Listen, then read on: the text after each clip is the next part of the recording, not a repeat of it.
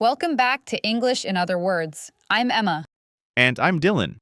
So, in the last episode, you heard us talk about making weekend plans. Pretty normal, everyday conversation. But it was actually packed with natural expressions that native speakers use all the time. Today, we're going to slow it all down and go through each one. No pressure, no complicated grammar, just useful, real vocabulary you can start using right away.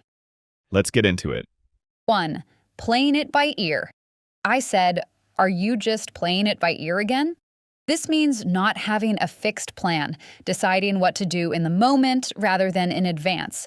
It's often used for casual situations where nothing needs to be locked in ahead of time. Example, do you have an itinerary for the trip? Not really, we're just playing it by ear. Oh, and here's another way you'll hear that one used. What's the plan for tonight? No real plan, we're just playing it by ear. 2. Hang out. Emma said, just hang out for a bit. A very common phrasal verb meaning to spend casual, relaxed time with someone. No specific activity is implied. It's just being together. Example, want to hang out after class? Quick second example for that one. Want to hang out this weekend? Definitely, I could really use it. 3. Grab a bite. I said, we could grab a bite somewhere. This means to eat something, usually quickly and informally, not a fancy sit-down meal. Grab shows up in lots of casual collocations. Grab a coffee, grab a seat, grab a taxi. Example, I only have 30 minutes for lunch. Let's just grab a bite nearby. Here's another way that comes up a lot. I'm starving. Want to grab a bite before the meeting? Yeah, there's a sandwich place right around the corner. 4. Low-key. Emma said, something low-key on Saturday. An adjective meaning relaxed, simple, not a big production. The opposite of a big, elaborate event. Example, we kept the birthday party pretty low-key, just close friends. You'll hear that one in all kinds of situations too, like, how was the party last night? Really low-key, actually, just a few people and some music. 5. I'm down for that. Dylan said, yeah, I'm actually down for that. An informal way to say, I'm interested or I agree to that plan. Very common among friends, less common in formal settings. Example, pizza tonight? I'm down for that. Here's another spot where that phrase fits perfectly. Should we try that new hiking trail on Sunday? I'm down for that. Sounds fun. 6. Sounds like a plan. Emma said, sounds like a plan. A friendly way to confirm you agree with a suggestion. It signals that the plan feels settled. Everyone's on the same page. Example, let's meet at 7. Sounds like a plan. That one shows up constantly, actually. Like, let's grab coffee before work tomorrow. Sounds like a plan. 7. Run late. Dylan said, I'll run a little late. This means arriving after the expected time. Note the structure.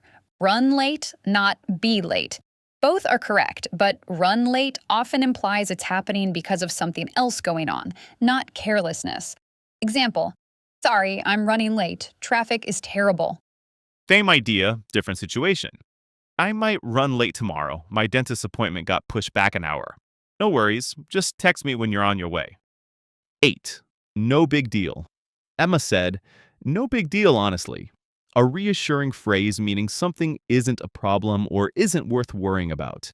Great for putting someone at ease. Example, I might have to cancel.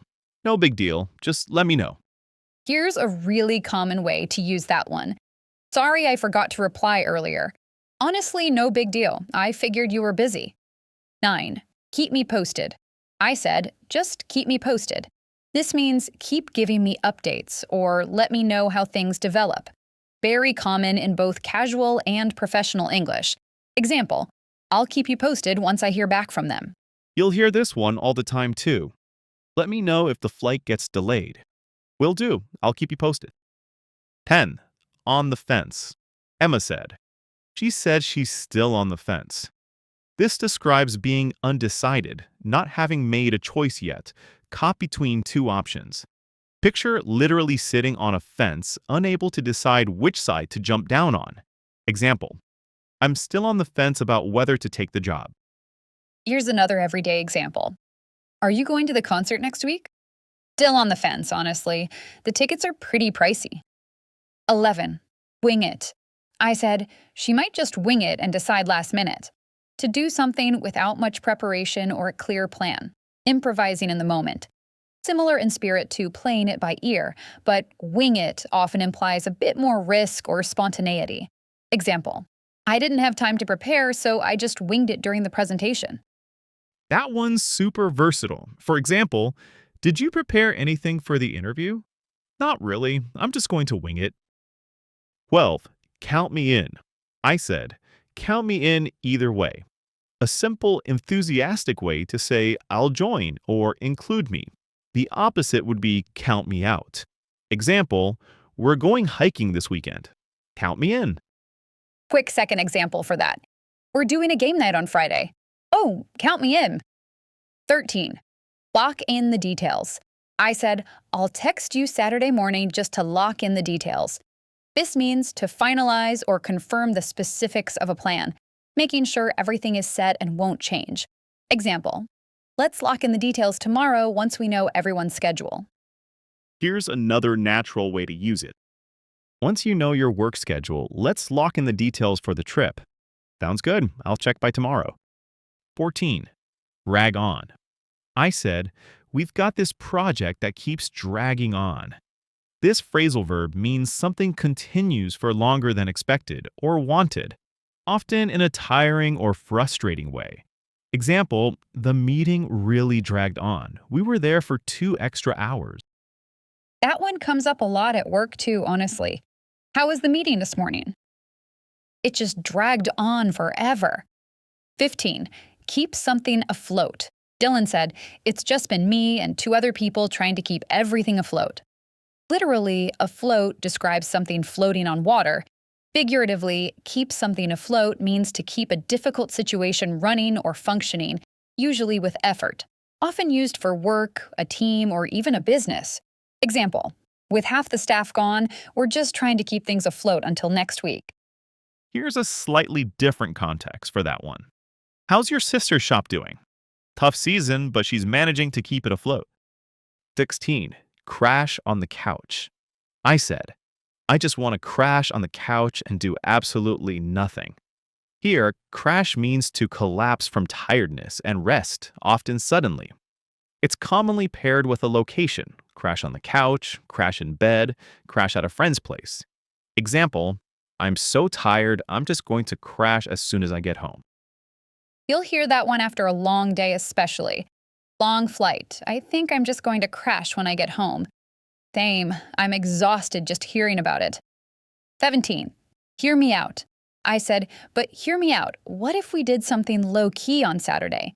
This means listen to my full idea before you react or disagree. It's often used right before suggesting something the other person might not immediately love. Example, I know it sounds expensive, but hear me out. It could really be worth it. Here's another way people use that phrase. I know this sounds like a lot, but hear me out. What if we just split the cost? Okay, I'm listening. 18. Knock on wood. Emma said, knock on wood, don't jinx it. This is something people say after mentioning good luck, hoping it continues. A small superstitious way of avoiding bad luck by saying something positive out loud. Often paired with actually knocking on something wooden. Example, I haven't gotten sick all year, knock on wood. That one's a classic. Another example. The car's been running great lately. Knock on wood, don't jinx it. 19. Put something off. Dylan said, just some errands I've been putting off all week. This phrasal verb means to delay doing something, usually something you don't want to do. Very common for chores, appointments, or tasks you keep avoiding. Example, I keep putting off going to the dentist. Here's one more situation where that fits. Did you finish your taxes yet? Nope, I keep putting it off. 20. On top of it. Emma said, look at us being so on top of it for once. This means being organized, in control, and managing something well. The opposite of feeling behind or overwhelmed. Example, she's always so on top of it with deadline. Same idea, just a different scenario. Have you started packing for the trip yet? Yep, already on top of it. Bags are basically done. 21. Speak someone's language. I said, "Ooh, now you're speaking my language." This means someone is suggesting exactly the kind of thing you like or enjoy. It matches your taste perfectly. Often used playfully, especially about food, music, or hobbies. Example, free pizza at the meeting? Now you're speaking my language. And one more example to wrap that one up. There's a 2-for-1 deal on tacos tonight. Now you're speaking my language. And that wraps up today's breakdown. Notice how none of these expressions involve complicated grammar. They're just natural vocabulary that native speakers use without even thinking about it. Try picking 2 or 3 of these and using them in a real conversation this week. That's the fastest way to make them stick. Thanks so much for listening, everyone. We hope to see you next episode of English in Other Words. Bye for now. Bye, everyone.